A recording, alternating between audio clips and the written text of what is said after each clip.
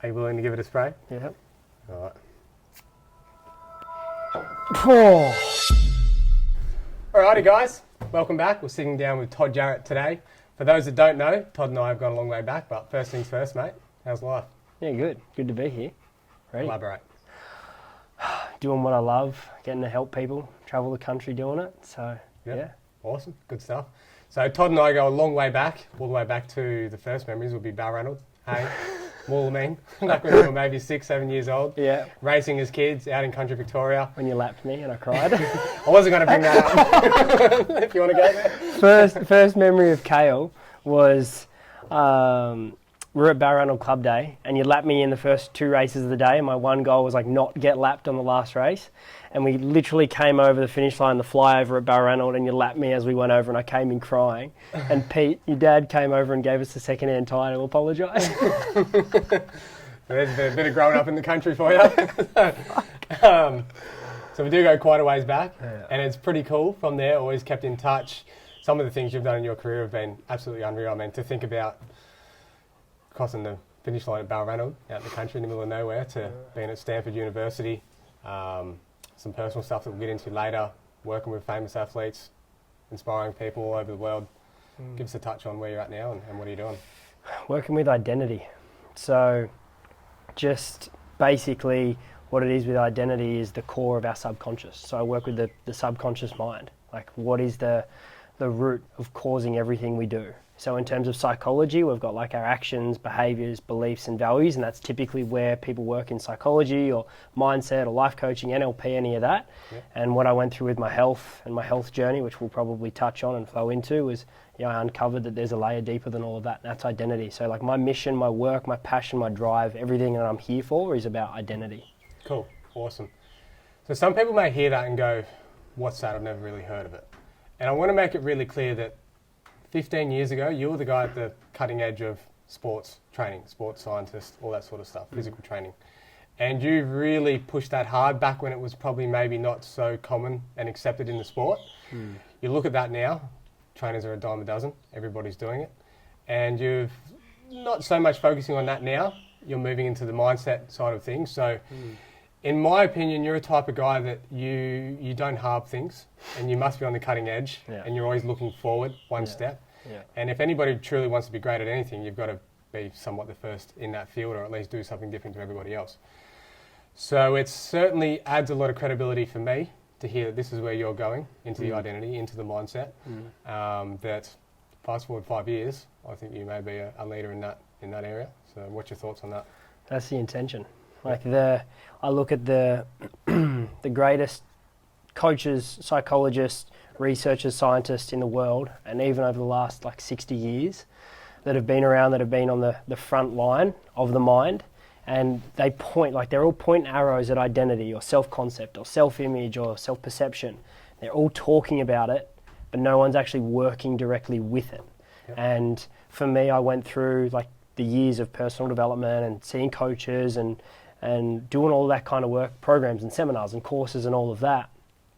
And I'd worked on my actions and my behaviours and my beliefs and my values. And then when I went through my health journey, my health crisis, I was my whole life's flipped upside down. My values, my beliefs, my behaviours, my actions, everything that basically made up my life was gone. Yeah. And I was like, you can't lose everything without there being something that's flipped it. And that's when it was the recognition of, okay, there's something underneath here. And it wasn't until I had the near-death experience that I was able to acknowledge there is something here, and that was identity. Yep. And that for me has been the focus, because if they're all pointing to it but not working with it, well, I'm I'm going to fucking work with it. Yep. Because that to me is the mission. If they're all saying it's the most important thing, why aren't we working with it? And it's not easy. I've had my own journey through it of then going, holy shit, this brings up way more than I realized. So I'm actually kind of as we spoke about before we started, living it, embodying it, actually experiencing it myself, to know it, to be able to share, the challenges and the peaks. So yeah, absolutely. So we'll get more into the weeds of the identity at the end. Yeah. I thought we'll go on there later. You We'll go where it goes. Yeah. But this is a motocross podcast, so I want to get into that. Yeah. Yeah. So fuck yeah. Let's not beat around the bush, Todd. Yeah. Footy's easy. Yeah. Tennis sucks. Yeah. cricket's boring, Yeah. and basketball is just a height competition. It's a pretty common known fact that motocross is regarded as one of the hardest, most physically demanding sports in the world. It constantly comes at the top of the list, whether it's in the top 3 or wherever they position it. Yeah. It is one of the hardest sports in the world. Now, as a avid motocross rider, I'll clearly defend that, but you have actionable proof Yeah. that it is. So for context, for those that might be new to my name or my background, like I grew up racing. That was my dream, my passion. Like I wanted to be a pro. And I just said before, like Greg Moss, the last that was on the interview, Greg told me at 13, he's like, you won't be a pro racer, but you'll be a pro commentator.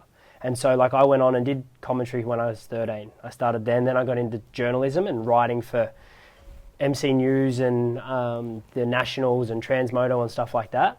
And then I was managing the Wittens team when I was like 18, the juniors. Yep. So commentary, sports journalism, team management, training athletes. So I was, sports science is what I studied at uni. And when I was at uni, I was still commentating the MX Nationals and the Aussie Supercross and everything. So I was looking at it from a lens of, man, what I'm learning, what the science is showing, what all of the mainstream sports do for their physical training does not correlate to what we do in motocross. And I've played those other sports here and there, and they're nowhere near as hard as motocross. And so the fact that we were doing this, like the old school kind of go for a big fucking run, go for a long cycle, do your core circuit in the gym, like what the fuck are we doing? And I was really outspoken about that, and I ruffled a lot of feathers in Australia because I was talking about strength and conditioning, weight training and all of that kind of stuff. And you were one of the guys that were open to it earlier on when I was younger. And what happened then was I'm a nerd. At heart, like I'm just a country kid and a nerd. And so for me, I was like, how do I take all of the science that I'm studying and I'm learning at uni and apply this? And so basically I got headhunted as soon as I finished my degree, my sports science degree in Victoria. I got headhunted to go and lecture at the university on the Sunshine Coast in Queensland. And at that point in time, I was still pretty deep in the motocross scene, doing the commentary and doing the journalism and everything. And I started then training athletes directly in motocross. Before that, I'd worked with football, basketball, AFL, mountain biking, all professional athletes down in Victoria. When I went to Queensland, I was like, I just want to focus on action sports. So motocross, supercross, and some mountain biking. Yep. And when I got to start working with athletes and calculating data, because for me, again, nerd, I just want metrics. And so I was looking at heart rate. We were looking at lactic acid, lactate, all that kind of stuff that most people will know about with the VO2 max and testing. And what we found and what I've been able to, I've still got the programs, like all of the spreadsheets I developed back in the day. And what we found was that I was able to measure max heart rates of athletes in sports. And so from memory, what we would find is that the highest heart rate you can possibly get in any sport is provided through running or through the VersaClimber. Yep. That's been proven through a lot of science. So running, VersaClimber is like an apparatus that arms and legs move at the same time, and it's like climbing a mountain, rock climbing. Yep. They use them a lot in America. They're not very common over here in Australia. And so that as a max would be 200. So let's say an athlete's max heart rate was 200. It was either running or VersaClimbing. Underneath that, we would go to something like a rowing machine. And the reason for that is you're using both limbs, so upper and lower body, so full body. But the limitation is that the intensity is harder to get to because of the rhythmic, and you can't kind of like max out in the same way. There's a lot of forward and backward movement. Yeah. So that was like 4 to 6 beats lower. So they get like 194 to 196. From memory, this is average, Yep. And then from there, we would go into mountain biking. It was higher than road cycling, reason being because there's more maneuverability, adrenaline's higher. Yep. Then we would go down to road cycling, and then underneath that was swimming. Now, swimming should technically be at the higher level because it's upper and lower body, but the reason it's lower is because you can't take in as much oxygen because of limited breathing, so you can't actually get as high in your zones. So basically, your body can't go as high. It's like, imagine trying to run as fast as you can for 5Ks, but you can only breathe once every 20 seconds. Body can't get there, it doesn't have enough fuel. Yep. So I had all of this data mapped out from all of the research that I'd done and been able to look up over the years. And so I was like, okay, cool, this is what we develop our training on. But then when I started getting our athletes to measure their heart rate in all of their training and then their racing at nationals, I'd find that their max heart rate, say we'd seen in running, would be 200. They were getting 206, 208. in motos. And I myself, the highest I've ever seen my heart rate was 218, which is really fucking high, but I have a high heart rate in my max zone. Okay. And so I could get to say 204 running, and I tested on myself, but I could get to like 216 on a dirt bike at that point in time. Yep. And this happened with every single athlete that we worked with, that we tested with. And I was still lecturing at the uni up then. So this would have been 2017, 18, 19. And so I had the professor above me that basically was like the head of my area and department. And I started speaking to him and I was like, what is the physiological underpinning of why this is? Because he'd never seen it.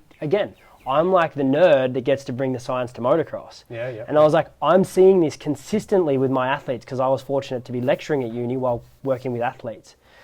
And he was like, I've never seen anything like this. It doesn't make sense. And so we started to go down to the underpinning mechanics. I'm like, okay, so we've got full body movement, which is all the musculature. It's reactive, so you might have a rut that throws you off. So it's higher than, say, super bikes, again, because there's not the ruts and that kind of thing. And it's more fast-paced movements, say between ruts, the jumps, supercross, whoops and things like that. Yeah. Then we add in the adrenaline, so the cortisol and that kind of thing that pump it up. But what then kind of went further, what we realised, and the reason it's higher than mountain biking is because with mountain biking, you've got your gripping, but your legs are pretty free pedaling, yeah? Yep. The way you increase someone's blood pressure, the quickest way, is through an isometric contraction. So when you go into get blood taken, they'll get you to pump and then hold, yep. In motocross, we're constantly gripping the bars and we're gripping with the knees. Gotcha. Isometric contraction blows the blood pressure through the roof. The heart then has to accommodate for that. Right. So it's actually the isometric contraction, the bars, and then you got a bit of movement with the levers, and the gripping of the bike that throws the blood pressure so high, and then the heart goes, oh, this isn't good, so it speeds up more.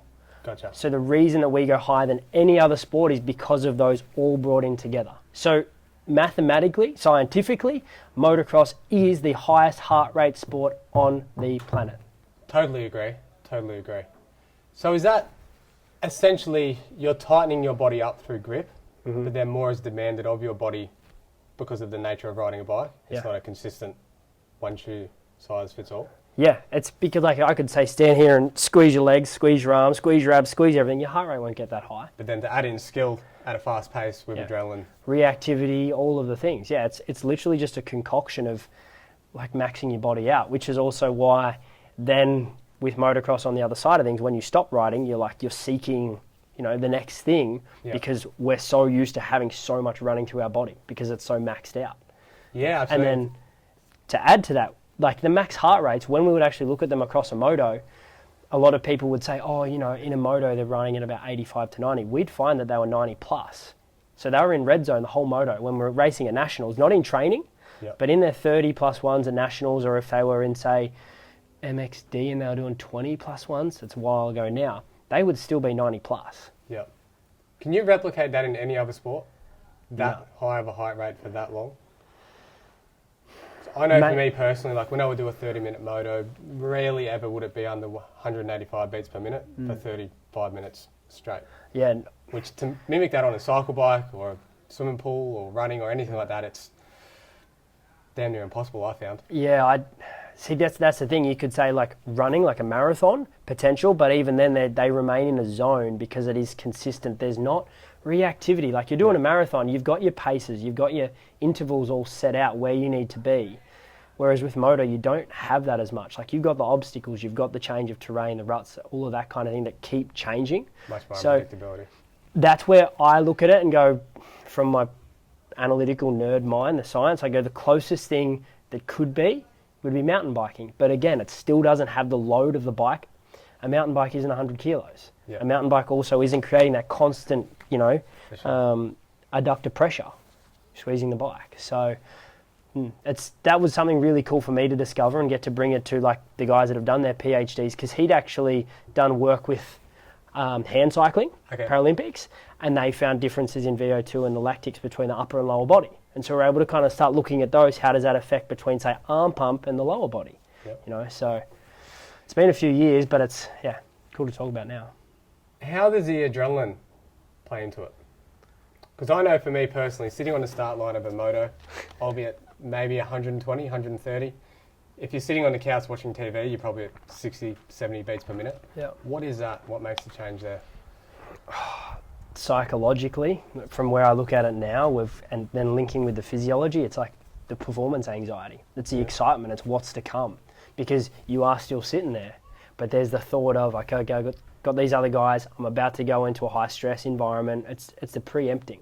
Yep. You know, do the same thing when you're about to jump out of a plane. Like I've done that with skydiving. Ran my heart rate monitor. I was sitting at like 185 before I got out of the plane because I was like, holy shit. And it actually does take out of you. Like, it's stressful and tiring to have that, for sure. Yeah. I found it when I was flying the plane, when I was learning, like, I'm just sitting in a seat, I'm just pulling the joystick, but I'd be at maybe 120 BPM the whole time. And after 2 hours of flying, you are toast. Like, you need a nap after it. To think that you're doing that amount of mental energy, probably times 2 on a motorbike, plus the strength, plus the cardio, plus the unpredictability, and all of that. Yeah. It certainly makes sense that motocross is the hardest sport. And it's got a nervous system tax too, because when we're vigilant or hyper vigilant, like say someone's anxious and they're constantly looking out for, you know, when someone goes into a social environment, they feel nervous. Then when they come home, they're wrecked. And so they want to, you know, go and use their phone or whatever it is to decompress. Yeah. In moto, that's multiplied exponentially, and we're doing it multiple times a day. And that's why I hadn't ridden in years, but we went and did paintball sometime last year with a couple of us moto guys up north. Yep. And we did paintball, and, you know, we're all fucking competitive, so we're running around and doing whatever it was. We come out at the end of the day, and we're all laying on the couch. We're actually watching the outdoors, so watching the AMA. And we were laying on the couch, and there was this point in time where I just said to him, holy fuck, this feels like back in the day after a race weekend. Like, I am cooked. And they had the same realization. Like, what was it? The adrenaline, the vigilance, looking around, but that's only in paintball for fun for half an hour. Yep. You know, we weren't doing it with the race competition. So yeah, it's crazy intense. And as you spoke about with Greg on the last interview, the level of story and excitement that we actually have in moto, let's say, then add in the reality of what it is physically, and compare that to the exposure we get in other sports, it's like nothing. Yep. And it needs to be higher because they're fucking warriors. Yeah, for sure. I do find, like, we'll get into the mind more, I just keep wanting to jump into it, but the mind is like a muscle that does develop atrophy if you don't exercise it over time. And I find with motocross, I know in my life, I've found nothing that will push your mind to its limit more than riding a motorbike. It's literally ever changing, it's constant, you're predicting things, different dirt, different bumps, different surfaces, different riders, different jumps, different ruts, different everything. Yeah. And you are constantly adapting to that. Like, there is no higher gear for your mind to operate at than riding a motorcycle. And I really noticed that, because to go from a professional riding 4 times a week for 20 years straight to just yesterday not riding for 6 months and jumping on the bike, physically not too bad, fitness, it's all right, flexibility could be better, but my mind could not process at the speed it used to. Like, I was just mentally fatigued, and not just mentally fatigued, but I couldn't operate at that speed because the muscle is weak of reacting to those things constantly. It's so underrated. Like, for me, the biggest detriment in my performance now, after not riding for a long time, would just be getting my mind back up to speed. And I know in, say, MotoGP or Formula One, this is massive. Like, the biggest comment Valentino Rossi had after his injury was just his brain couldn't operate at the speed needed to be going 300 kilometres per hour around the corners. He's trying to get back in shape, he's trying to get fit, he's trying to do all these things, but the limiting factor is the mind. And until you've really been at that peak, that tip-top spot where you've utilised every tool in your toolbox, fitness, strength, whatever it is, you get to a point where you realise the only gains I can really, truly make are upstairs. And, man, you're the man at the forefront of it. You don't see too much of it. Like, you're starting to now, and I think everybody, we do know it deep down that the mind plays that massive role. You just see it with some riders. Like, you see riders admit defeat to other riders before they even line up. No one really knows why. They can't. There's no curriculum on it. You just sort of know, like, oh, that guy means business. You know, like, I don't have a chance. Or there might be another guy. You could look at a Ken Roxon lately, maybe. You kind of just know it's. But then you look at a Tomac and you know that guy's coming on strong, and like these aren't physical things. These are just like products of the mind. It's like Cooper, like Webb. Absolutely. If you know if he's behind you with five minutes to go, 5 laps to go, you know how he's wired. Yeah. Yeah. So for me, it's kind of like what we said before, where I was in the space of talking about strength and conditioning, doing strength training, doing prehab, all of that kind of stuff, high intensity intervals, and then using running and cycling, like steady state cardio, low intensity stuff years ago. That was against the grain or pushing the edge. Now all of those guys in the AMA, it's being more accommodated now in Europe as well. That's implemented. You look at the guys, they're jacked, they're strong, they need to be. And so for me, I got to a point where a lot of the guys I was working with in Australia with physical training weren't winning. And I was like, metrics wise, these guys, because we had other athletes from different trainers come in and, you know, have time with me on the sunny coast, and we test. And I'm like, my guys are hauling their ass. Like my guys are smoking them in their strength, their mobility, in their VO2, in their lactic testing, all of those kinds of things. But they're not winning. Like these guys are beating them on race day. And that's where I started to get this, like, it's mental. It's got to be. And I'd already been down the mindset path since I was 16, because I first heard like Eric Thomas when I was in high school, that like, if you want to succeed as bad as you want to breathe, then you'll be successful. And like, that was me. And so I started to then go deeper into me understanding the psychology of it, and I started to move my athletes more to the mental side. Yep. And another piece where I realized the identity came in with one of my athletes actually back up in Queensland years ago, and he was competing for the Queensland 450 title in Pro Open. And there was 3 guys, and throughout today I probably won't use names just for I've kept most of my stuff in the past private. So those 3 guys were battling for the title, and one crashed out, broke his wrist, the other guy's bike blew up, and so my guy, who's usually a 3rd to 5th place guy, won by default in the final moto. Like, he came across the line and they were like, you won, and he was in disbelief. He was like, what do you mean I've won? Because he'd never won a state or national title before that. He'd always been the 2nd or 3rd place guy. And it was only by speaking to his partner after that weekend when they were celebrating and excited, and I was like, how was his reaction? And she was like, he didn't believe it. And it was then, there was one of those moments that something just clicked, and I was like, that's his subconscious mind. Consciously, he'd be like, I want to win, going through the rounds, whatever it is. They all want to win. Yeah. But there's something in there subconsciously that when he actually won, he's like, oh wait, what do you mean I won? Like, this doesn't add up. Kind of like the Matt and Jake thing when you were talking about with Greg. It's like you believe about winning, but not that you are a winner yourself. So you want to do it, but it's, I don't know if I can or fully embalm in it. Yeah, it's like that, like we'll speak about after, more the identity, who I am. Because every single guy that's on the AMA Supercross start line wants to fucking win. That's why they're there. They're not there to finish 10th, but there's only one person winning, and there's only a very few that become the greats. Like the GOATs that are consistently winning. And they're the people that have what I call the gold identity. Champion's identity, winner's identity, whatever you want to call it. But I'm now very fortunate to have worked with a number of riders on the Australian and international level that I've seen that apply. And they've gone from being a 3rd to 5th place guy to then winning their championships. And I'm like, he gets it now. Yeah. But another thing I've had a challenge with athletes is the ego. Because an athlete is all about the fucking ego. But that can then be a challenge when you're challenging their ego and they don't like that. Is an ego a benefit to be a winner? I know maybe in everyday life, providing for your family, trying to have friendships, all this sort of stuff, having a big ego would be a detriment. Yeah. But if your sole purpose in life is to win races, you need to think, I am better than them, even if you are at times. Yeah. So how do you go from, do you try and build the ego as big as you possibly can for the purpose of winning, and then at some point understand I'm probably going to have to get rid of that and go into the afterlife of an athlete? Or how do you go about that? It depends on what the athlete truly wants. Like, that's where, for me, there was a point in time where I said, I don't want to work with athletes anymore because I don't want to just keep building fucking egos. I want people to be happy and fulfilled. And there's a lot of athletes that are continuing to do what they do only because that's all they know. Yeah.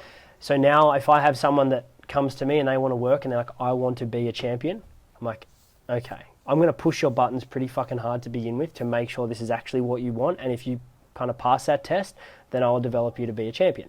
Yeah. And I know Mossy spoke about that in the interview, how he said, I can create world-class riders, but getting them to be the champion is where he said there's that next part. And he spoke about you kind of bring people in. And I'm really grateful that Mossy's actually sent a few different people or said like, hey, Toddy's done good work with these people, you should. Yep. I know he mentioned Byron Dennis. Yep. Byron was one of those kids. And he'd been that, you know, the silver identity, the second or third place youngster, and we did some work, and it took me to cracking Byron open on a call to go, do you actually want to fucking win? Like, and it was, you know, there's science and there's method to it, but it's not pretty. Yeah. But then if they're winning, it's like, hey, job here is done kind of thing. Yeah. But what I was going to say about the athlete part is what you're saying. Do they need an ego to win? Absolutely. Because that's the part that drives them. That's the part that wants more. And that's the great thing about Jett. Yeah. As the example is, he's willing to say, I want to beat McGrath's record. Everyone's hating on him for it. But he's the one that has the audacity to say it, and he's the one most likely to win it. Because if you got 3 riders or 3 athletes, let's say they're going to train for the Olympics, and you got one that's training to qualify, one that's training to make the final, and one that's training to win. Who's most likely to win? Yeah. The one that's training to win. It's fucking obvious. Absolutely. But few people are willing to go to that point. Just like when we were on press day before A1, was it? And they were like, who's going to win? And Jett put his hand up and no one else did. It's like... That's subconscious. That was he was just like, and then the response that shows that it's authentic and real is that he's like, oh, no one else did. Like, Puzzled why they don't. and that's it. But that's the kind of like the opposite side to the athlete in Queensland was he was confused when he won. Jett's confused when people aren't going to say like they're not going to win. Yeah. So to me, I look at the sport and go, in most mainstream sports where there's a lot of money and there's all of the programming that is kind of coming in moto, we're catching up. I'm going to say catching up. We're still catching up in the physical. We're a lot closer. Like we've got the principles and the foundations, the pillars down. What most next happens in the mainstream sports is they move from the physical to the mental. Yeah. So I can see in motocross and supercross in the next 10 to, I'm going to say 12 years. I feel like it's closer to the 10 than the 15. Motocross focus, supercross focus, that space is going to move psychologically because it's going to get to a point where high-level scientific physical training is the basis for everyone. Yeah. And they've all got pretty epic bikes, which they already do. They then start to move into like, you know, they've got the 1%ers they're playing with here, but if someone psychologically is like, I'm the fucking champion, you won't beat me, Absolutely. then they're going to start needing to look at areas that have a 10% gap, which is where a lot of the guys have at the moment. And that's what excites me because it's kind of like getting to push that edge now and go, hey, more people in moto and supercross need to start looking at the mind. I just say in essence, identity, like that's the answer. But even for people that are in business or people that are in everyday life, because it's still the thing that's holding people back from being the winner in whatever way they want to be. For sure, absolutely. Yeah, there's nobody that wins a motocross race because they were the strongest or because they were the fittest. It's just you must be on par with everybody else. Yeah. And then if you have the identity and the mindset and the skill and the technique, you can up yourself from there. And you also have people that have those things and they consistently don't win. Like they'll win a race, they'll win a couple races, and then they'll magically like self-sabotage or they'll choke out. Like remember the Savachi Osborne race back in the day. You can, for me now, I remember I used to watch moto from the space of watching their physical fitness training, and I used to analyze it from there. Kind of like Greg would do with technique, I would do with physical in terms of the body. Now I look at it in the mind, and I'm just always watching. I'm watching every podium speech. How did they answer that question? What tonality? Was there a pause? Was there an eye movement? Because that's all subconscious. How they're holding themselves when they finish second or when they're finishing first. And I'm picking up storylines, and I love predicting, like, hey, by round 10, this is what's going to have played out. Because this guy is still building. This guy says he is, but it's bullshit because his body's not saying it. And once you can read the subconscious, you don't listen to people's words. You're just watching the body. And it's so cool because you can... Like I have conversations with friends and I'm like, hey, like kind of like the predictions of the year. And I'm like, this guy will surprise you. I feel like this guy is the, what do you call it? Like the favorite. But these couple of reasons, I don't think so. And you can start to predict.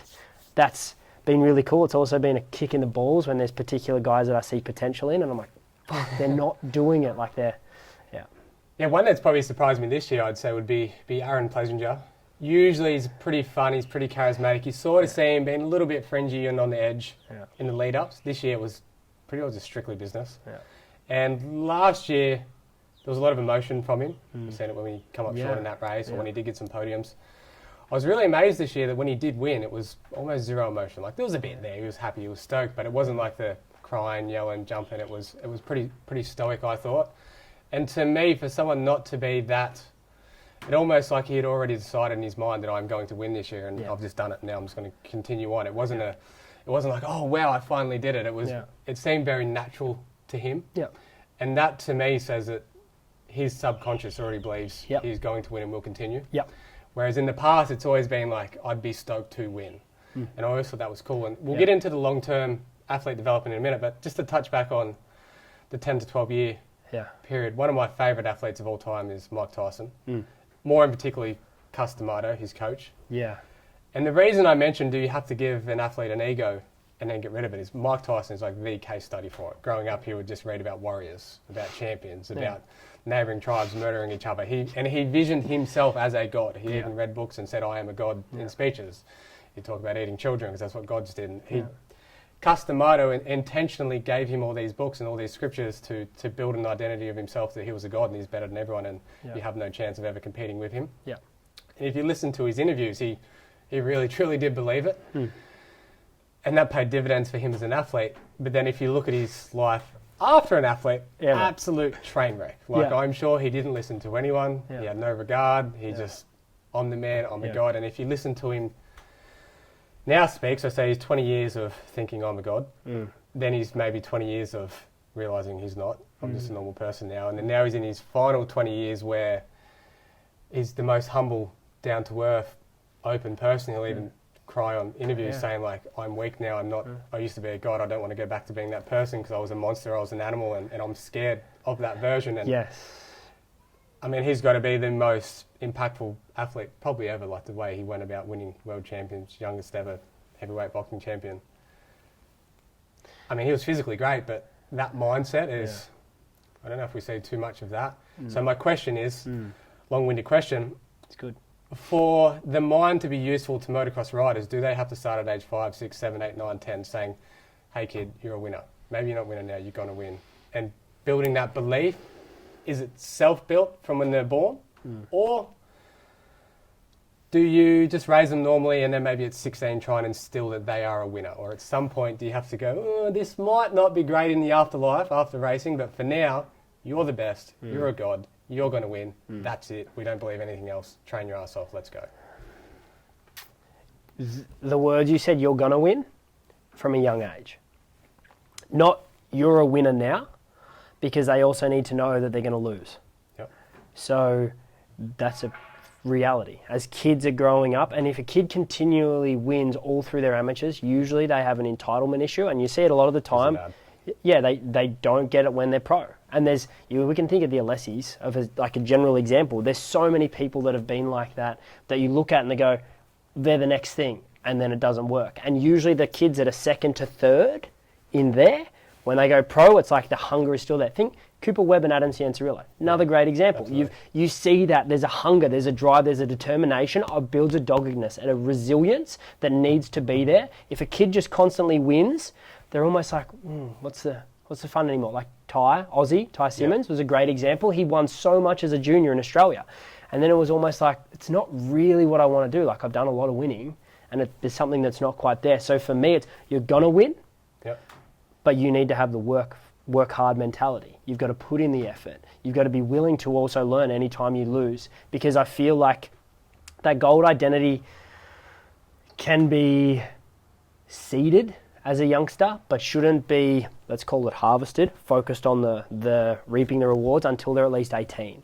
The reason for that is because up until that age, there's still so much in themselves where they think anything that goes wrong is their own issue.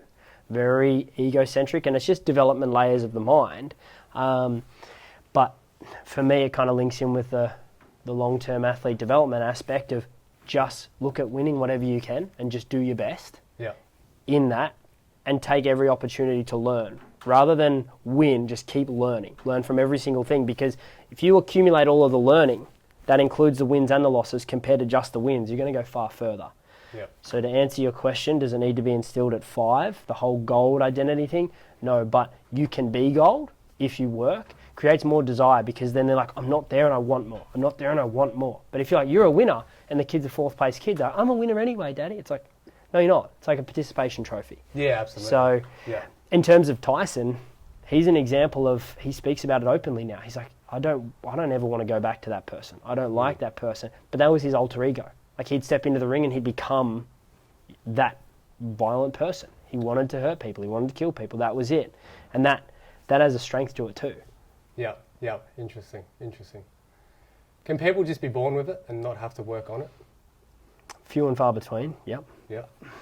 I'm not even going to say born with it. They'd be conditioned in by their parents, because if you're born with it and you have parents that oppose that, they'll beat it out of you. Gotcha. So it's more environment, nurture, rather 100%. Nurture. And this is where the great example here is, I had a couple of kids that I was working with back when I was like 18, and this is when I was doing the team management with Wittens, and around that, the junior Aussies and stuff, doing the commentary, where it was like I already had a knowing of who the kids were going to do well. Hunter and Jett, Mitchie Evans were some of the kids. There were other kids that were beating them at the time, and everyone was like, they're going to be the thing. And I could tell by the parents, no. And unfortunately, like, there were a few families that I knew directly that everyone said, hey, he's going to be the next big thing. And I had to step away from them, because I was like, I can't invest my time and energy, because I can't outpower the parents. Yeah. And the parental impact is going to have far more. And this is where, for me, we spoke about this earlier, Greg Moss. He, like, in all of the years of everything I've done, I haven't been in the moto space for years. I still look at him as one of the people that I listen to most precisely and specifically when he speaks, because he's a master of what he does. And he's always been able to pick up on things that might be written about in best-selling books. He knows it. And he spoke about it as well. Like, he looks at the families, not just the kids. Because you might have a kid with a talent that's 12 years old, but if the parents are victimized, or they're like, oh, the world's against us, or this has happened in my career, or we should eat like this because we'll still get there, and that's how they live, that kid receives that, experiences that, and that becomes them. And so when something happens when they're 16 and they're going for that pro ride or whatever it may be, a team ride, and they don't get it, they go into victim. Whereas the kid that's been brought up in a family where it's like, just keep going, they have the just keep going. And it might not be 16, but the next year they're there. Yeah. And that to me is far more impactful than, just being born with it. Yeah, absolutely. Yeah, again, like, the mind is a muscle that flexes and works and adapts and builds. And if it's constantly used to getting back up when it's knocked down, if it's constantly used to improving itself, to having to struggle and build their own results, then that's great in the later life. Yeah. I think the worst, I mean, it's such a shame, but I don't want to name names, but there are many a rider that it just comes way too easy when they're young. Way too easy. They win everything. They're not working hard. They're staying up late. They're ignoring the things that they need to do. Yeah. Get to 16, 17, 18. Oh, everyone else is caught up to me for whatever it is. Maybe it's puberty, kids get bigger. Maybe it's bicycle out, whatever it is. Yeah. They hit those senior ranks and, man, you give them like 3-4 years and it's gone. And so more often than not, the kid that's maybe between 5th and 10th, that just loves it, so passionate about it, works their ass off. Yeah. Mum and dad aren't necessarily making them do it, but they believe in them. Yeah. They always end up. And an example of that would be Aaron Taney, Kyle Webster. I mean, you can go down the list. Those kids weren't in the top 10 even. Yeah. And then there's a ton that were. Yeah. And they typically will fade out, and that's not strength. That's not fitness. That's not technique. Yeah. That's nothing other than the mind paying dividends over a 10, 20-year period. Absolutely. Yeah, it's not the bike they had or the team that they had around them. It was their commitment to continuing when things were challenging, because that's how it had been for the last 10 years of their life. Yeah. I've said this many times. When I have kids, I'd rather my kid be a 2nd to 10th place kid, all the way through till those like years where it becomes crunch time, and it's like, if you really want it, you show me now. And that's when they like hit the next gear, and that's when they start to shine through, and that's the tipping point. For sure. That would, I would imagine, as a parent, be one of the hardest things. If you truly have a desire for success, it would be, how do I make this kid struggle even when he's probably doing good and winning and maybe doing the right things? But do they have the desire for the kid to succeed, or are they living vicariously through the kid and want the kid to win for them to feel good? And they're usually that's the thing. Yeah. We speak about, we've got like the 50 parents or the mini dads or whatever it is. It's usually because they're filling some kind of void from within themselves through their child. And it's also the parents. Think about it for a sec. They push the kid. They give them everything they want because they want the kid to succeed so much, because it's an expression of them. Yeah. And the kid ends up resenting it. They're over it. They're burnt out. Why? Because it's not come from like, what do you want? It's come from like, you've got to do it. Yeah. You just look at the parents. Yeah, I mean, I even have personal experience on that one. Like at age 16, mum and dad said, look, if you want to do it, you got to do it. Yeah. Like, it's not up to us anymore. You're an adult. You've left school. You're working. Like, if you want to race, you have to do it. And I went from, I enjoyed racing, it was good fun, it always sort of come pretty easy, whatever. And then after 16, I was like, shit, now I've got choices to make. Yeah. Am I doing an apprenticeship? Am I doing a trade? Am I putting my eggs in this basket? Like that desire went tenfold when my parents stepped away, and I realised now I have to do it or not do it. And that sucked at the time. Like, why aren't mum and dad giving me everything? Like, I'd rather have it all. Like, why aren't you supporting me? But the desire that built in me, I was absolutely dead set on doing anything it took to succeed because I'm going to do it. And it was really difficult to do in a sense. So what would your advice be to like a parent?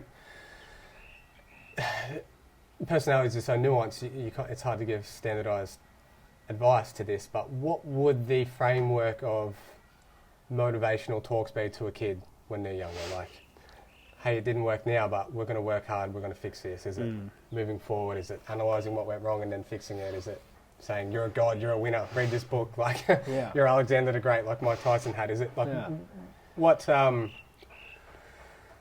and give like a, I guess a broad... If this is is this to if they want their kid to be a champion? Well, we will touch on that. Or if they want their kid to be happy and fulfilled. It's very different. It absolutely is, and I'm so glad you've said that, and I skipped past it. When I coach kids, which I don't so much focus on the mindset, it's more about the riding, but it's like, if you're coming to me to learn how to ride a bike, there's two questions. Is this for entertainment? Or is this for professionalism? Right? You ride for fun? Cool. Let's go have fun. Do a few exercises, we'll do some wheelies, do some stands up. Oh, you want to win? Cool. Get ready to get your ass beat, basically. Exactly. Like, let's go. And they're so polar opposites, and I don't think there should really be much of an in-between. It's like, we're performance, we're doing it. We're having fun. This is a dangerous sport. We've got to enjoy what we do and have a healthy life after it, so to speak. What's your position on that? Developing we'll start with the easier one in terms of parenting. Developing like a kid that's going to be happy and fulfilled, that enjoys what they do in their life afterwards and has that basis. Number one is avoid using the terms like, I see your potential. Because potential, what that does is make a kid feel like they see me, but they see something else. They're not actually seeing me. As a child, what a kid wants is to be seen, heard, felt, and understood. If you're going, you've got so much potential, it's basically saying, you're not as good as you can be. You know, you're not as good as you could be. And so what that does for a kid over time is it beats them down, and they're like, fuck, am I ever going to be good enough? So as a parent, it's seeing them for where they are and being like, you're doing incredible. Keep going. Like, just doing your best to remove the word potential from kids that you want to actually feel like they have a sense of confidence in themselves and a sense of self-worth. Avoiding that. And then supporting them as much as you can. So positivity, encouragement, empowerment, all of that.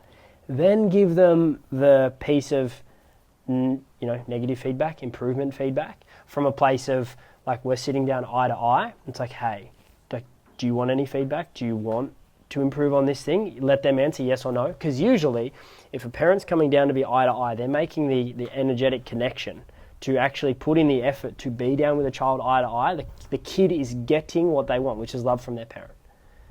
And then in that moment, you could be like, do you want to jump off that bridge over there? And your kid might be terrified of heights. And I'm like, yeah, because you're with them and that's all they want. So it's being able to kind of have that with them rather than just being like, you need to do better at this, little Johnny, like try harder at this.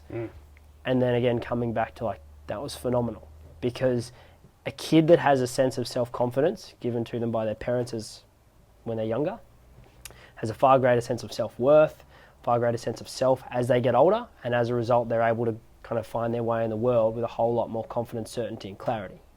So that's that aspect, positivity more than the negativity.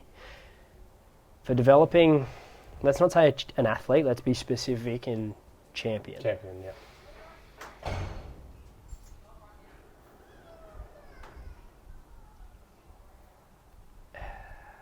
It's more the resilience and more the you've got more in you. You can show more or do more than the negative feedback. So giving them the opportunity to improve and the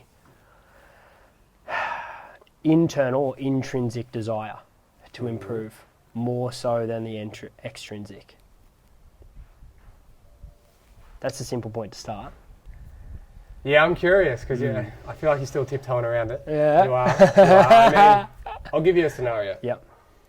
Kid wins a race by 30 seconds. Mm-hmm. Smashed it. Yeah. But he sat down too early in the corners.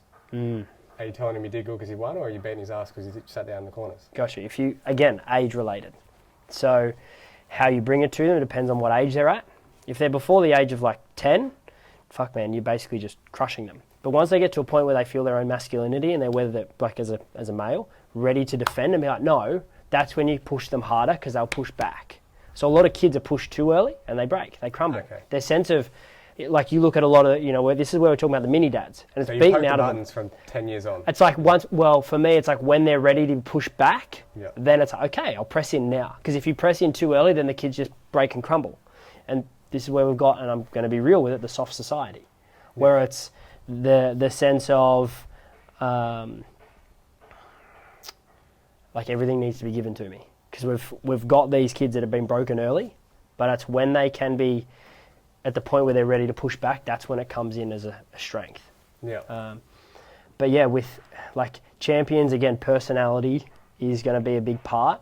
But like when I'm working, if I was working with an athlete and their parents came to me and they said, my child, like genuinely, the kid wants to be a champion, then through those early years, it's building their confidence, their sense of empowerment, their sense of internal drive, but doing it in a way where it's like building their confidence, then challenging, building their confidence, challenging. So it's not just constantly beating them down, because there's a fine line there. There's few that get through that getting beaten down and actually come out the other side stronger.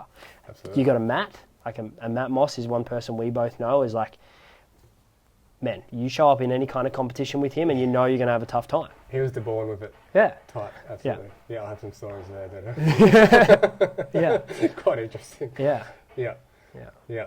But then the next point of champion is when they get to that, let's call it 16 to 18, and then it's, if you want to put it clearly, you got to kind of break them. Like that's in the sense of you need to actually test, do they really actually want this? And if they do, when you break them, they'll stand up. If they don't, they'll break and they'll crumble, and it's like, well, what do you want to do? Race, or do you want to go get a job? Yeah, I think that's so underrated, that decision. And it's not just a, how do you want to race decision, it's, are we doing this? Yeah. Is this what your life is dedicated to, and are you willing to do anything possible to achieve it, or are we not doing that? Like there is no, if you want to truly be a champion, it is, you have to be the champion, have that mindset. Yeah. Which isn't pretty a lot of the time. It's Yeah. definitely not. It's interesting. It's why do athletes have trouble? We'll go back to Mike Tyson. He considered himself worthless. He had nobody. He was broken down to completely nothing when Customoto found him. And he was able to build his identity up there from that. Yeah. Does that have value, doing that? Going from the absolute pit? So having like I guess they call it athlete insecurity. So you don't... His drive comes from a pain. He's so fearful of being back there that he's got to keep going forward because Exactly. he can't. Yeah, so he's running away from like the fear, like Ricky Carmichael says it. He didn't want to win more than he hated to lose. Yeah. So he was more scared and fearful of losing, and that inspired him to work so hard to win. Yeah. Rather than being like, I'm confident, I'm a winner, I'm going to do it. Yeah.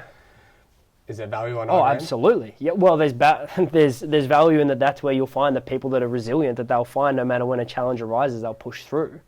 That's the core of a champion, because we know that we as humans will do more to avoid pain than we will to gain pleasure. That's a psychological ingraining, because it's a fear of death. We do more to avoid dying than anything else. So if that losing is linked to somehow like, I'll be poor, I'll be broke, I'll be homeless, whatever it is, like you will absolutely find that kind of person will be a champion. That's when you get the diamond in the rough. But again, this is where it's being very particular. Like I might get 10 athletes that come to me that say they want to be a champion, and there's only one that I'll go down that path with, because the other 9, I'm like, you don't actually know it. Like you don't want it. Yeah, you can, well, again, it's more how their body presents, how they're responding and reacting, not their words. Because they can tell a pretty story, but their subconscious is saying otherwise. Like so many kids like, I don't want to do this for my parents, I'm doing it for me. I'm like, bullshit. Because all of the physiological responses they're giving me is all about mummy and daddy. and I can't let them down. They've invested so much. They've helped me so much. They've given me so much. So I need to do this underlying for them. So when pressure comes on, it's actually like they crumble because it's not them. Yeah. It's not from within. And that's where it's the environment that they're brought up with, and how things happen, like the experiences they go through that make it. So fear is a better motivator than hope? Would you say? For the mind, yeah. So rather than the participation trophies, you can do good, this will be right, it's more... I'm talking from a performance perspective in the human body and the human mind. Participation trophies are probably the worst thing we could do for society. Get rid of it. And I'm typically pretty objective in my views and don't speak to punch in the face. Participation trophies are terrible. It is absolutely a load of shit. You should be judged on your competency and your effort. It doesn't mean you have to be great, but you certainly have to try hard and you'll get rewarded for the effort. Yeah, you can get good at what you're doing and you'll get rewarded for get that. your compliments from your parents. Why do you all need to be given a trophy? That's the role of the parent. Hey, you did well, good job. If you're getting kids it's entitlement. Yeah. It's oh man. Okay, we're gonna leave that. Oh, we could. We might be here for a while longer, but yeah. It's been an interesting journey for me. The last few years, after I had my health journey and I got told that I might not live through, pretty much my whole life before that, which includes moto, just disappeared. Yeah. It went away, and I went on an internal journey because I was like, I'm 24 years old and I'm told I'm about to die. I started to go internal. So if you could call that spiritually, if you want it, you could call that in terms of what's the purpose of all this. So my life the last few years has been about fulfillment, happiness, what actually brings me joy, not performance and achievement. And I've been able to kind of use that and help the clients that I've worked with. But yeah, it's come to a point where it's like, well, okay, there are particular people that want to work with me, that want to achieve big goals. And it's like, if this is what they really want, I'm happy to do it. But the reason I made that decision was because, let's say, for example, I have someone that wants to be a world champion athlete, and I give them and they're not a champion yet. So they're the guy that they show. I love working with a 2nd to 5th place person because then I get to go, we fucking did that. Yeah, and that makes me feel good because I'm like, I know this stuff works. So this journey here, I know that if we get them from being, let's say, 10th to 2nd, and we get them to be a champion and then consistently win, when it comes the end of their career and they're sitting with that question mark, well, if I'm not an athlete now, identity, who am I, what do I do? And they've had that level of trust built with me because we've gotten that level of success. I know that I'll be the person that they come to be like, what next? And that's when I can move from mind and ego to, well, what makes you happy? What makes you fulfilled? It doesn't need to be these titles to make yourself feel worthy because you didn't feel it as a kid because you got this pain, X, Y, Z. But yeah, for a while there, I was like, no, I wouldn't. I was completely resistant to working with athletes or performance people because I didn't want to take them down that path. Good answer. It's interesting you mentioned taking them from the 2nd to 5th to the winner. I somewhat feel the sport has got a little bit misguided, not in a bad way, but Alden Baker has been the staple of training. The riders that go to Alden Baker are already the best in the world. They are the Carmichaels, the Stewarts, the Villapotos, the Dungies. They already are winners. Yeah. And he gives them a strength, conditioning, flexibility, a routine for the body that builds them to be consistent. Yeah. And then the riders that are 10th or 2nd that aren't winning will go and emulate that. They're not building the speed. They're just building the consistency of getting 2nd to 10th. Whereas to take that bridge is what you just said. It's to develop the mind. And as well as that, in a way of sport specific, it's skill and technique. Yeah. So what are you doing on the actual motorcycle? Yeah. What is your skills? How good are your skills? How consistent are your skills? Yeah. Can you do your skills under competition? Yeah. Can you do them under pressure? Can you do all these sorts of things? Yeah. That's what builds a winner, in my opinion. And it often gets overlooked because everyone goes, well, Alden Baker, cycling, heart rate, this, that, the other. You have to do it, but it is not the answer. And for so many years, that's pissed me off. But that's a like we said before, that was something I was pushing against for 10 years. Yeah. Yeah. Yeah, it's not like, I don't want it to be taken the wrong way. You have to train and do those things, but they aren't the thing. Yeah. Like, the thing is the brain and what your eyes are seeing and how your body's adapting to it. Yeah. And that happens solely in your mind. Yeah. And it's often overlooked because that's tricky. It's tricky to work on the mind. It's not, you can't go and lift a heap of weights and see yourself getting stronger and go, oh, it worked. Like you beauty. It's an invisible sort of process that plays out over time. And it's, I guess I would summarize it by saying it's a short-term pain for a long-term gain. Like you have to do the hard things that maybe don't show up instantly to then get the reward from them. And typically, as an example, like actions change day to day in terms of the layers of the mind. I've seen working with people that if we work on an action, it'll change, and then within days it defaults back to, let's say they got like a baseline of 50% of their potential and 100% is their max. They're at 50%, they want to improve, they do something, an action that brings them to 100%, but within days it defaults. Yep. Within behaviours, so habitual action or repeated, defaults within weeks. Beliefs, which is where a lot of psychologists work and a lot of athletes work with psychologists on their beliefs, that defaults within months, usually 1 to 3 months. Values, that usually defaults between 3 months to 12 months. And they come back to their 50%. Identity is the thing that lasts, but it takes more effort, more depth to get there, and it can still be uprooted and challenged, but it takes a lot. Once you've got that gold identity, it's a lot more steadfastly fixed because it's the core of the subconscious. But yeah, it's a time thing. Like you again, it's like how much can the athlete or the person, let's use business as an example, how much are they willing to be pushed, to get to that point, and that can kind of determine the timeline. Now, I look at when I work with someone on the performance side of things, they've always got embodiment. If we've done this week, you've got these 5 things to do, and you can tell within like a month how they're going to go, or do they need to be cracked because they keep missing 3 of the 5 tasks. Commitment. Yeah, absolutely. Would you say to be a champion it's better to be dumb? In what moto? So, don't overanalyze, don't overthink, don't overworry. Just believe you can win and do the work. No, I'm going to say it's not to be dumb, it's to be able to feel. What's Jett incredible at? He feels. You watch, he doesn't think, but he's not dumb. He's street smart though. Like you see the video of him pretending to kickstart his bike? Sorry, when I say dumb, I mean like analytical.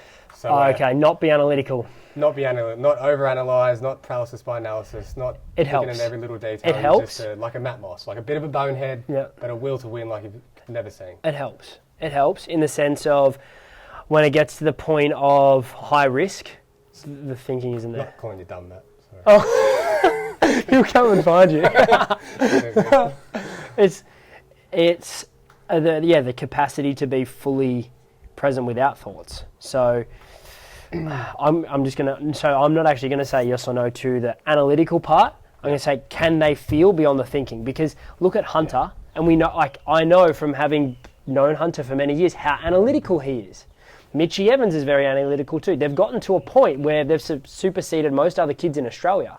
Yeah, gotcha. Yeah, so they've done better than a whole bunch of boneheads, as you'd call them, in Australia to get to that point. And they're very analytical, very intelligent, but there is a capacity to feel beyond that. And that to me is like, I feel like we could have an analytical rider and still make them a consistent champion, but you need to push their level to be fully feeling their body where there's no thought.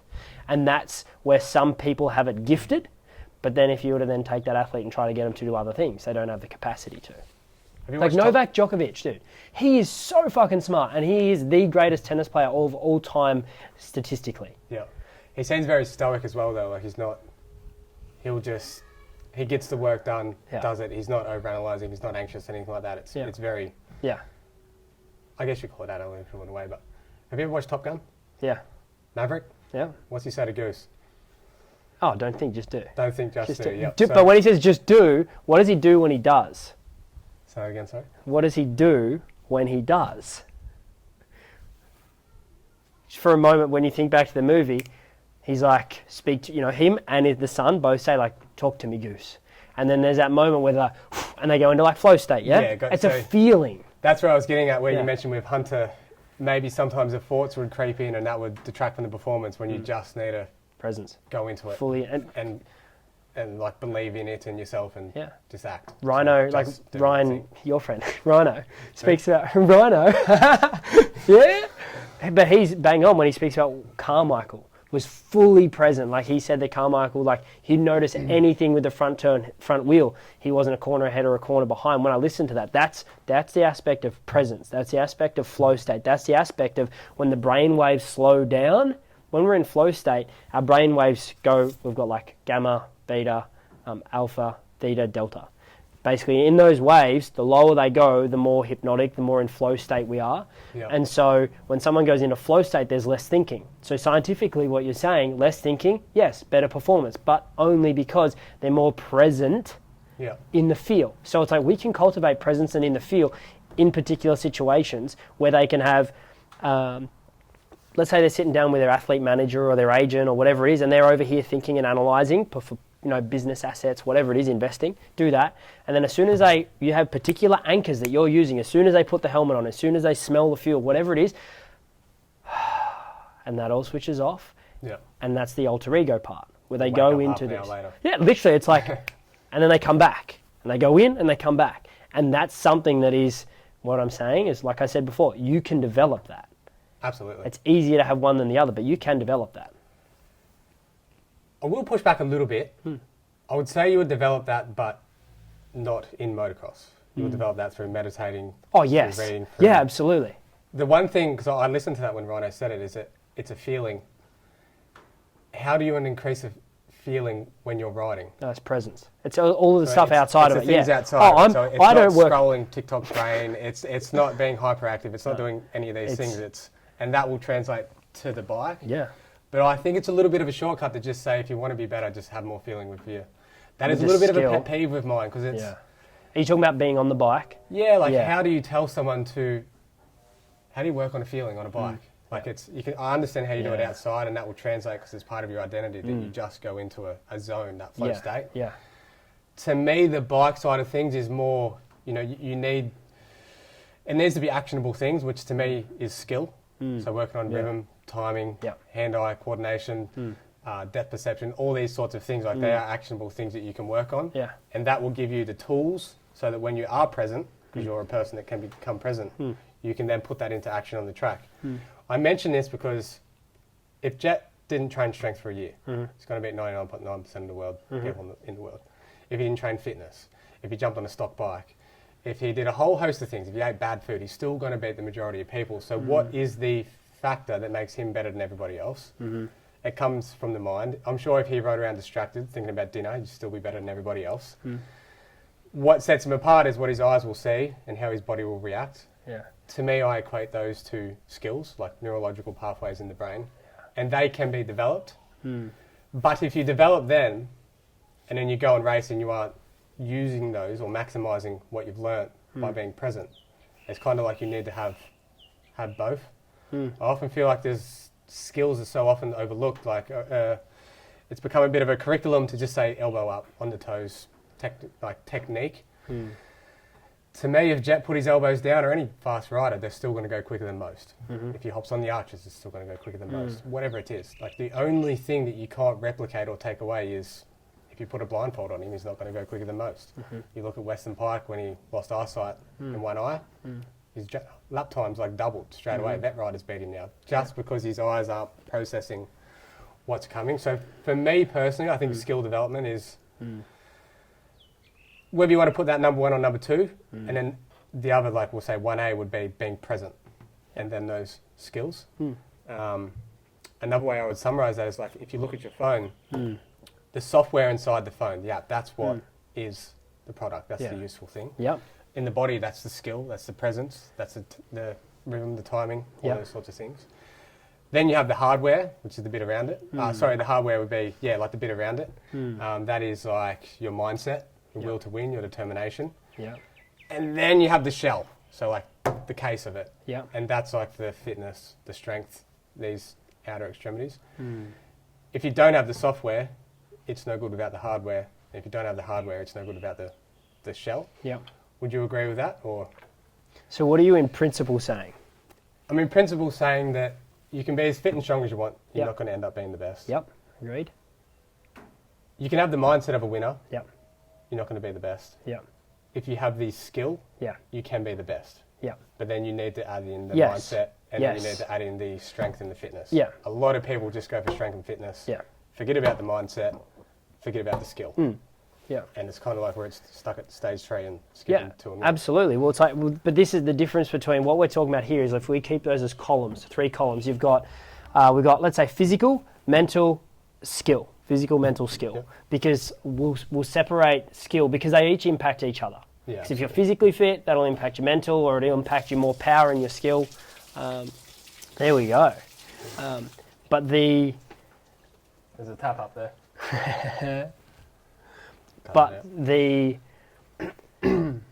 With the physical, the mental, and the skill,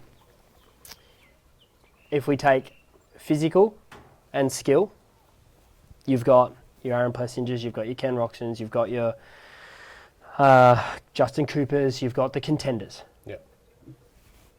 What separates the next point, that golden identity part, that's the big piece, and that's what I'm talking about. Is like, we're not just talking about making a professional here, we're talking about the best, the one, and that's where they almost all have the capacity to do so many different things. Like, they all have the capacity to turn, okay, let's talk about skill. Adam Cianciarillo, how good are his qualifying times? But when it reverts over to racing, does he win all the time? No. You've got people that have particular things, but it's like they all need to come together. And so this is where I don't go so deep into the skill wheelhouse because it's not my area. I'm not a performance coach. And that's probably one thing where a couple of years ago I was working with a particular rider and I started to move into the area of eye speed with some quiet tools that I'm not sharing on I'm here. Interested in yeah, that. you will not get those from me. That those particular tools was looking at that. I don't know enough about that level of motocross racing. I could go from my experience and project it. There's a huge industry in that. The eye stuff. Yeah. Oh yeah, if absolutely. you dig into like high performance. Yeah. And they do it in other sports. Yeah. But again, not yet in moto, and I'd seen that and I'd witnessed that in high performance other sports, and I was like, why aren't we doing this? And I kind of took it a step further with using some other things I wanted to play with. Yeah. But again, I didn't know enough, and so I don't actually know what the results of that were, or if they continued with that. But that's where I kind of stay out of skill, and that's where you could talk with Greg about that all day. But I'll go, I know the mind, and I know what I've seen, and I'd go, this is a huge impact, because then if we use the example of when you're talking about the difference between skill and mind here before, and you're saying skill first, okay, talk to me about the moment when someone is deep. Let's use tennis for an example. They're midway through the match, so they're like 3 sets in, and they're just going at it, and they're in that flow. But then it comes to game, set, match time, when it's right at the end, and one wins and the other chokes. Mindset. Exactly. Mindset impacts skill. But they had to get there with the use of skill. Their skill kind of comes through, and when push comes to shove, when pressure is applied, mindset comes through, because it's whether I'm a fucking winner or this has happened to me so many times before and I've lost. So it's to a point, and this is how they all interrelate. But when it's like that, yeah, I understand. punch time? Yeah, everything can get you to the dance, but the mindset is like when you're right Pressure's there on. at the end, very last lap, match set, can you then perform? Which is really the only part that matters once you've made it there. Yeah, and that's where so many people are contenders, they're athletes, they're professionals. But the champion, the greatest of all time, the Michael Jordan, the Novak Djokovic, the Michael Phelps, people like that, the Tiger Woods, that have done it consistently over and over and over and over again. They rock up to the line, like Matt on his year that he was perfect season. I'm the fucking guy. No one beats me. Like, they just show up and they're like, I am the guy. I remember when they did an interview with Stewie, like Bubba back in the day, and you would have remembered this from T. Joe, and he's like, I'd be on the line of the 125 class, and I'd look left and I'd look right, and I'm like, I got these guys. It's like I line up on the 250, I'm like, and he says something like, oh, damn. And because he's got Carmichael and Wyndham and all these guys beside him. He was the guy. He was, basically unbeatable on his day. Yeah. So the identity of like that level of confidence, that level of I'm just going to say identity, this is who I am. When you have that, you can overcome so many of those challenges, because then you go into that. That's your unconscious. That's the flow. Yeah. Cool. Very good. Chase Sexton. Has he had an identity changed in the past 6 months? Haven't seen enough to know. He's gone from a rider that would crash anytime he was in the lead to now, seems like he's got it under control. We're 3 rounds in though. Yeah, I guess. Yeah, so again, I want more data before I go. Yeah, because how many times have we seen guys killed in the first couple of rounds and 3 rounds later they're not doing that well? It shifts a lot. Like how many times have you seen Cooper and you're like, and then he's, ooh. He would be certainly an interesting case study if he does manage to put it all together. Yeah, absolutely. If he does, I look at him and go, something internally has shifted. Absolutely. And that may be, we know he's not working with Baker though, he's with KDM. Something has shifted maybe in his belief in the team or the relationship with the team. 100%. And that's, sometimes things shift in a professional athlete's career. That's why I was saying, like, you know, when you were asking about, do you need to drum it in from 5? Yeah. It's like Villapoto. Man, he didn't start dominating till he went pro. You know, so things can shift, and that's where I said environment has a massive impact. So Sexton, to me, I want to see a little bit more before I'll go mentally. It's 3 rounds in. It's been 2 mudders. Yeah. Yeah, you used to tuck the front of your second round. All right, we'll switch gears for a little bit. Yeah. Bit of general life. Gotcha. General life. Yeah. So identity in life, so say business, health, money. Which is, I guess, most people listening, they're listening in because they're from the moto community, but most of them will have jobs or work. Everyone needs money. Everyone needs to be healthy. Yeah. So where do you want to go with it? How useful is identity to achieving your goals in either health or business? It's the most impactful thing that the human mind is capable of grasping and changing. Give us some actionables. Yep. So let's use the sense of I want to get healthy. Yep. Or we can use the aspect of I want to get wealthy. Healthy or wealthy. Let's use both of them actually, because then it'll land on most. One and the same. So we were talking before about actions.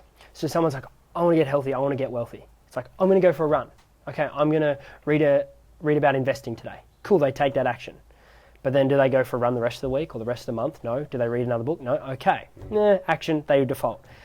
Behavior, habitual. I'm going to go for a run 3 times a week for the next 5 weeks. Beautiful. They're making progress for those 5 weeks. There's a change. Then they do the behavior of, I'm going to read about investing in wealth for the next 5 weeks each day. And they do that, cool. But then they default back. Okay. Why would they default back though? That's because they have underneath that a belief. And let's say their belief is, I'm fat slob, I'm lazy, I'm not fit, I'm ugly, whatever it is. Or they have the belief that I'm not the wealthy type, I don't know how to make money, I'm not good with money, whatever it is. That's more deeply subconsciously underpinned. So what happens is they default back. Even though they want it, just like all the athletes want to be first, subconscious plays out. So they default back. So then this is where psychologists come in and they do the work, or life coaches, counselling, whatever it is. They're doing the work with beliefs where it's, okay, we're going to make this limiting belief into an empowering belief. So we're going to go, okay, I am healthy, or let's say we're looking at it more like running is good for me, or I enjoy the pain of running because it teaches me discipline, or the belief that money is good for me, money isn't the root of all evil, money gives me more resources, and they shift those, and then they're on this path of, okay, I'm creating wealth and I'm creating health. Then what happens is underneath beliefs in the subconscious, in psychology, we have our values. So values are like a bucket of beliefs. So let's say we have all of our beliefs around health fall into the bucket of the one value of health. But with life, we prioritize our time and our resources to our top priorities and values. So basically, I could go through with you and we work out of what your top list of values are. So it might be career, it might be business, it might be relationships, it might be wealth, then it might be personal development. Let's say health is 8th down here. When push comes to shove, when time becomes a pinch, when things are a stress, we prioritize to 1 to 5 and 6 and 7 before 8. So you're going to consistently find, if you want to get healthy, yet you're valuing career, finance, relationships, personal development, growth, all of that up here, they will all come first. Yeah. So then health won't get touched. When it's like, I could go to the gym, or I could do that thing with my missus, or I could do that thing to make more money, you'll do these. We use the same application. Then if wealth is down here and health and family, relationships, mindfulness, all of that's first, then you'll find that even if you've shifted the beliefs back, this is great for me, whatever, you revert back. So then people will shift to values. So Tony Robbins, Dr. John D. Martini, people like that are great in terms of they've brought, and all of their subsidiary coaches around the world work with values. And I'd done all of this work in the years prior before I went through my near-death experience. And so we shift then values. Okay, health comes at the top of the values list here, and there's conscious processes to make that sort of stick. Wealth comes first for this person. But then if they have an identity, even if they put health as their number one priority, and they go, I'm a fat, lazy slob, I've always been told I'm this way, I'm not an athlete, I'm not worthy of good health, it's all in my genes, whatever it is, and this is all the identity, it's who I am, then what will still happen is they'll always revert back, because who I am is more deeply underpinning than anything else. If you've always been told I'm broke, I'm a middle income family, or I'm poor, or whatever it is, I'm not good with money, the identity, then even if the value of wealth comes up, you'll still find a way to come back to your identity set point, because it's the core. Mm-hmm. Who I am determines what I do. So whether you want to grow a business, whether you want to improve your relationship, whether you want to improve your health, whatever it is, identity comes back to the core, because who I am, being the deepest part, is an expression upward. Values, beliefs, behaviors, actions. And so that's where so many people have goals and objectives, but they go, I'm self-sabotaging. Self is identity. So it's identity sabotage. It's just not aligned. And so that's why my mission is committed to this with identity. Mm-hmm. It's not pretty, it's not sexy, it's not like, what most people would be talking about, but I know it's applicable. I know it applies. I know the nerd in me gets it, and I've seen the results so many times now that I go, this is what people need to do to actually change their life. Because you can read all of the investing books, you can do all the things, but if who I am doesn't align with that, over time you'll find your way back. It's the most efficient way to create change. Gotcha. Great explanation. There's a saying, from 0 to 20, have fun, don't fuck up. No. From 20 to 40, make your money. From 40 to 60, do all the things you've ever wanted to do. From 60 onwards, give back. Can you change your identity through stages of life to suit where you're at? Yep. And then continue on? Or Yes. do you have to try and run the same structure? Yes. Change it? Yep. How do you change it? Thank you, mate. Always secret. No, so literally identity is... it's funny because I wouldn't talk about the eye stuff before, but I'll talk about this. Because this is what I'm here for. So identity, the way we rewire it subconsciously is emotion and repetition. So the subconscious is most effectively rewired and shifted by emotion. Like I can say to you, that exam that you did in high school that you, maybe not you, but other people studied for like 6 weeks beforehand for, studied their ass off for, and I go, okay, what was question number 3? What was the main topic of that? I don't know. But I say to a parent, hey, what was the door handle on your, like in the room of your firstborn child? They'll go, oh man, it was a blue door handle, it had screws here, it had this, that. Why? Because it's so emotionally pinned into their brain that they can remember. It's like they can go back there in an instant. That's emotive. Just like if you go to someone when they had a big motocross crash, you can remember that like it was yesterday. You can go back so clearly because it's built in with an emotion and a heightened stimulus. A lot of people are trying to change their life through repetition, doing. Yeah, makes sense. I've read a book by Dale Carnegie, How to Win Friends and Influence People, and people won't remember what you say, they'll remember how they made you feel. It's all about the feeling. And so, there's a lot of people doing affirmations. They're repeating affirmations over and over again. Yeah, I am wealthy, I am wealthy. If they don't feel it, if they don't feel it in their body, they get it consciously, but their subconscious goes, no, you're fucking not, you're broke, shut up. Like that's just the way it is. Yes, and so that's emotion first, but then you do emotion repeatedly. So through the process of me coming up with the identity system, which is a system of tools that are designed for emotion first, then to go into repeating the emotion, it's designed to rewire that. And so that's all I do now, basically. Use the tools that I've learned. I've used like breath work and stuff like that, and these aspects to basically get to the root of the subconscious, and how do we then bring through and actually create what you want. So you evoke emotion to inspire change, is that? Because you can't have that's change once you're emotion. Clear. But so, for example, let's say someone has, let's use an example of, if you're 20 to 40 and you said build wealth. 20 to 40, get your money, Yeah, get your money, build wealth. So 20 to 40, someone wants to reframe to build wealth. They need to be aware of that first, so awareness first. So you need to know what you want, and then you need to check in if that's what you actually want internally. Purpose. Alignments, exactly. And once you're clear on what you want, then you go through and you elicit emotion, you elicit that repeatedly in a particular way. The area that most people struggle with is that they don't actually know what they want. So they could be eliciting an emotion, they don't even know if that's what they want. And so they're half-hearted in it. I think it's 95% of people don't have a plan, is it? Is that in the book of 16 Laws of Success? Yeah. Right, so let's just say, we'll just pick for most people watching this, I want to be a champion. How do I add emotion into that? Got you. I can just say it all day long, but how can. do I make it so that I wake up and I'm like, oh, I'm a champion? Why am I a champion? So let's say, for example, and we use this for everyone listening, you're listening to this and you're like, I want to be a champion, whether that's club champion, regional, state, national, AMA, MXGP, whatever that is, I want to be a champion. You can say that all day long. You can do mirror affirmations. I'm a champion, I'm a champion, I'm a champion. And then I come up to you, I'm like, hey, Kale, why are you a champion? You're like, Because I am. I say it in the morning every day. You don't actually believe it. You don't have justification. You don't have any sense of knowing. There's no defensiveness. And a defensiveness, you know how I said earlier in the potty, I break someone and that's when I know.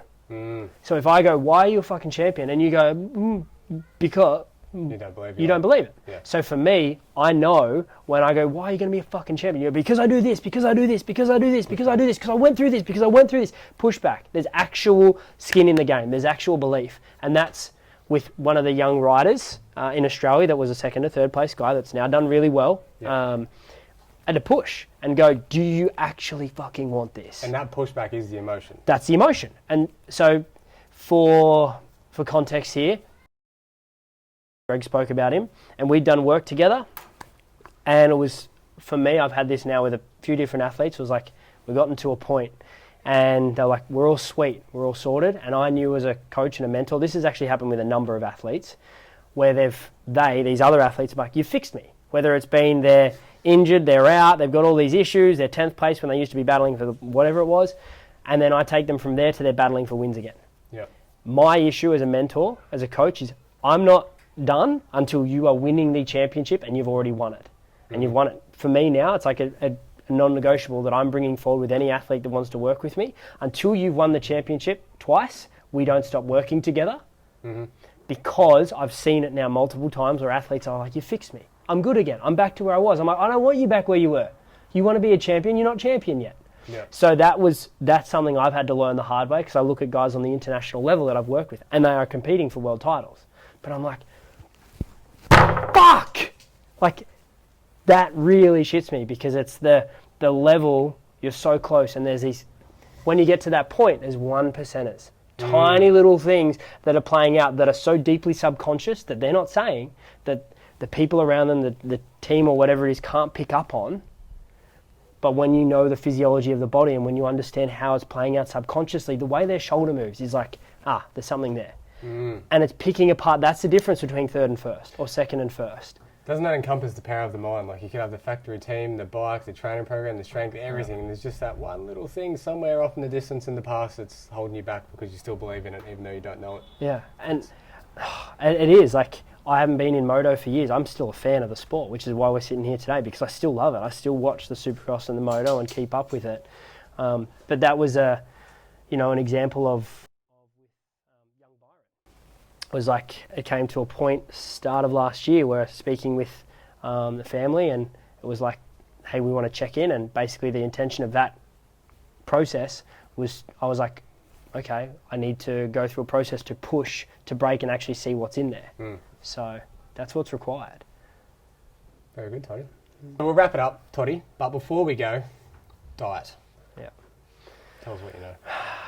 So inflammation in the body, which is what most people have, like we look at autoimmune conditions and things like that most people are going through, like gut issues are getting more and more common. That's based on two things: constant stress, because people are constantly doing and going, and then secondly, the food that they're eating. And then if we apply that into the athletic side of things, people think that they're eating well when they're eating a whole lot of inflammatory foods that are actually, what do we want with an athlete after training? We want recovery. We want restoration for the body to rebuild. If they're eating inflammatory foods, it's literally doing the opposite. So, like, a lot of people think they're eating well when they're eating stuff that's actually causing inflammation and breakdown in the body. So Kenny is a guy I look at and I respect, not on the mindset side of it, he's done very well. Where I really appreciate Kenny is he's on the forefront of the physical side of things. Nutrition-wise, banging on. Like, organic, whole foods, so whether that's like primarily the easiest digestible things, best for our gut, berries, grapes, melons, stuff like that. Then if you do eat meat, I do, organic, grass-fed, steaks, offal, so liver, heart, kidney, stuff like that, because they're the most nutrient-dense foods on the planet. Yeah. Can I summarise diet with one question? Mm-hmm. See if I can do it. Is there anything that grows that you shouldn't eat? Anything that doesn't grow, you shouldn't eat. No, is there anything that grows that you shouldn't eat? Yeah. probably a lot of the chickens that people eat, farmed fish, that kind of stuff. Anything naturally produced Oh, that gotcha. grows? Yeah, so Is there anything bad? for people Like, that is it want orange to or- decrease inflammation, beans, legumes, nuts, seeds, grains, gluten, soy, not good. Yeah. So gluten is like the number one cause of gut issues, inflammatory. Is gluten grown in certain foods? Or is it Gluten added is through a processing? it is like flour. It's the basis of wheat and things like that. It's actually gluten that people have issues with. Okay, Yeah. okay. So anything that has gluten in it, pretty much ideally don't touch. So if you eat a natural whole grain bit of grain, that has gluten? Yeah. Okay. Grains. So and the same thing, they all break down the gut lining. So that's the big issue that people have with health, with stress, with all these autoimmune things, even with weight gain, is because they're eating things that break down the gut lining. So we don't absorb the nutrients from the food, which means then we have these deficiencies, we have these imbalances. But then it also leads to, with stress, your gut can't heal itself.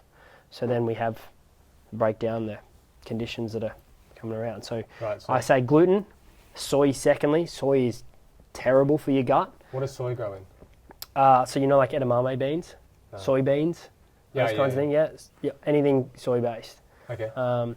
wouldn't touch.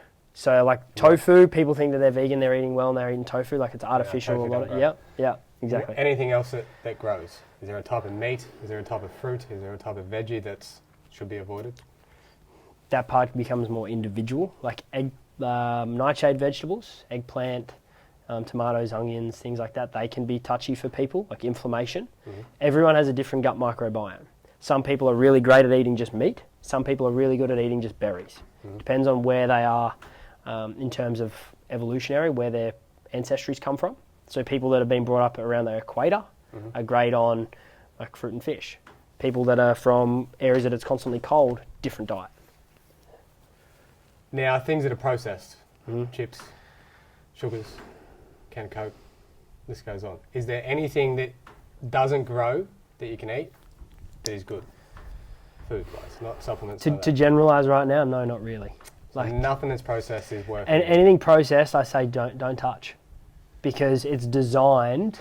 It's food engineering. Like that's a whole other podcast in itself. I'm fortunate to be surrounded by some pretty smart people in the food space. It's all engineered for us to become addicted to it. It's got all of these additives and like artificial colours, flavours, sweeteners, natural colours and flavours that are natural bullshit. They're not actually natural at all. All of that, those things are terrible. Avoiding those. It's like for me, it's organic, grass-fed meat. Like I said, the offal, fruit, minimal vegetables. If people have gut issues going on where they're like their stomach isn't awesome, remove vegetables for a while. Because the fibre is quite hard to digest for most people. And if you just do meat and fruit for quite a while, more animal-based, you'll find that whole setup, your gut will improve dramatically. So I minimise vegetables just for that, to give it ease on my digestive system. Then I'll do like honey. So honey's awesome. Murray River pink salt is far better than Himalayan pink salt. Coconut water, coconut yogurt, things like that. So basically, Yeah. any food that was invented in the past 60 years, don't eat it. Yeah. Any food available before 60 years ago, eat it. Yeah. With that summarised diet. And then if you want to get specific with those things that are natural, eat it. Yeah. Well, Unless even the like food's breads, fucked with, bread, pretty much like any bread, for most people, they'll have an issue. Some people can do gluten-free bread. Some people can't. Like there's, even that. And I go, if there's any kind of grey, just avoid it, because we have one body, and I know you spoke about this, or at least I saw a snippet the other day about we have one body, one life for this process. Like look after That it. was a Lizzo clip. Yeah, I know. And I was like, I'm not going there. That's a whole other space. But that's it. It's like people are so quick they'll go and spend however much on a slab of beers over a weekend or whatever they want to do with their friends and party. But when it comes to buying better food, oh, no, not that. I'll get the shit stuff. And so if you're an athlete listening to this, you are the person most of all that you should be focusing on food. Because even just having some foods that throw that out, there's your inflammation. There's your, poor tissue quality for your ligaments or your tendons. There's a torn muscle. Or when you do, tweak your knee, that can be an ACL compared to not. Like there's those things that's why I'm a nerd, because I love the 1%. Yeah. So nowadays I look at it and be like, man, it'd be cool to work with an athlete in the holistic, take all the areas and manage that. But yeah, that food-wise, whole foods, organic, invest in it. Yeah, absolutely. Yeah, it's kind of funny, like, just eat what grows and you're pretty good, what's natural. Yeah. If it's processed and made, it's typically just a profit from it. It's not actually good for you. Yeah.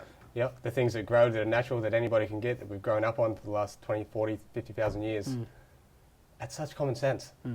I find the disconnect is the discipline between doing it. Yeah. I think if I asked anyone, are natural foods better than processed? They will go, of course natural foods are better. But then when they're going down there in the pantry or at the shopping store, there's the chips, they taste good, this, that and the other, which is just the reward system in the brain saying, I want that sugar, I want this and that, because those products are built to make you want to do that for the profit of them. Yeah. They don't have your health in mind. So a simple way, because I'm a bit of a simpleton with these things, I try and avoid paralysis by analysis. I do get people come to me for diet advice, and I'm absolutely in no regard a dietitian. Absolutely not. But I'll just tell them 3 things. 3 litres of water, no sugar, eat until you're 80% full for 3 days. If you can do that, then I'll point you in the right direction of a dietitian. If you can't do that, don't waste my time. Don't waste anyone else's time. You need discipline. Stop wasting anyone's time. I agree. It is. It's pretty simple. But it's the same thing with when we're talking about the athletes. I check their embodiment. If they can't tick those boxes for the first, 5 weeks, it's like, what are we doing here? Yeah, you don't actually want it. Why are you investing your money if it's a waste, Absolutely. And it's, people underestimate like the power of that, the discipline to just go, well, okay, I won't eat the sugars. I won't eat till I'm 100% full. Yeah. I will drink the water.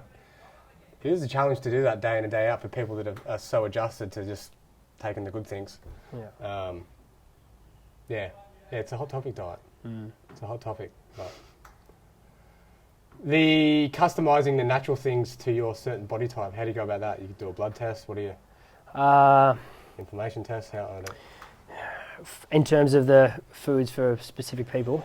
Yeah, so I've always thought like a paleo diet is what could be called just eating naturally. Yeah. The less a food is fucked with, the better it is. Sorry to swear. But rather than burning your steak, try and eat a little bit more close to raw, rather than frying your veggies, have them steamed, all these sorts of things. Yeah. Don't eat frozen fish. Eat the fresh caught fish. Yeah. Yeah. That's always been my idea of diet, is just the closer it is to natural, the better it is, as a general rule of thumb. Yeah, got you. But then all those natural things, there are certain ones that are good and bad. Yeah. Yeah, and there's ways that you can, so that's where you go and get testing done. You can get blood testing done, you can get hair analysis done, you can get...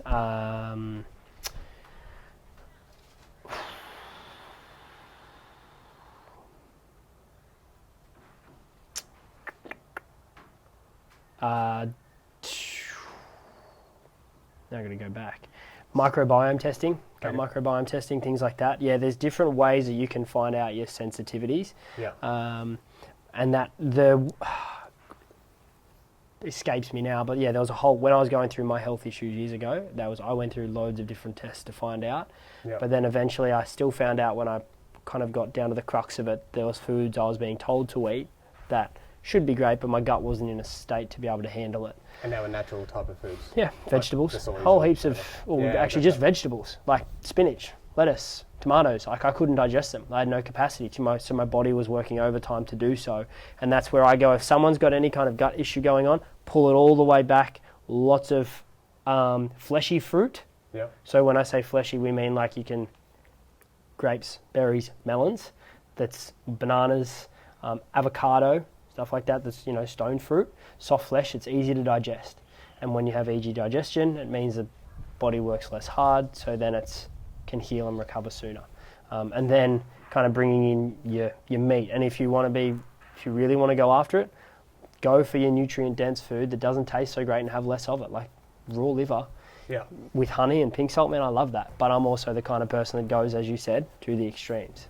To me, that's what diet is which natural foods are the best ones for me to eat. Because if you think having a can of Coke or a packet of chips is a good idea, then that's common sense. Yeah. So. Right now, Toddy, we're going to wrap it up. Now, there's a rumour going around that you couldn't smell for 25 years. Yeah. Oh, that's right. Yeah. Yeah, when I went through my health journey, I'd been on death's door, and they told me, there was no way I could come back from it without medication, and I went against the medical system, and coming from death's door to slowly healing myself, I was like, wow, well, if I can heal myself from the inside out, I can get a sense of smell. So Can I you have a smell sense. now? I can smell now. I'm Yep. not sure you can. I've heard you still can't. So I'd like to test it. We have here, it's called liquid arse. Yep. I've seen a video of this with a guy in his lunchbox, Esky. Apparently if you've got a good sense of smell, you can smell it, but it's not that bad. Yep. Are you willing to give it a spray? Yep. All right. Oh. It's like a portaloo. It smells like a dead cow trap. Oh, it's like those. You remember the portaloos back at the races in the day behind the start The line? hot boxes, yeah, the blue saunas. I'm glad we put that on my hands and not on my whole. I thought I was going to have to spray it on my face. It doesn't wash off, yeah, it's got like a 12-hour long life. No, really? Yeah, no, that's it. It says it on the back. Oh. Yeah, it says if you're going to do anything important in the next 12 hours, don't spray it on. Oh, okay. Fuck, you stink. That's disgusting. Yeah, I'm What are not. you doing, man? It's on my hands. Okay. Nah, it'll wash off. Okay. Alrighty, guys, we'll wrap it up. I hope you got a lot of value out of this. Todd certainly is a great mind, whether that be for physical or mental. Where can they find you? Where can they reach out to you? Or do you not want to be reached out to?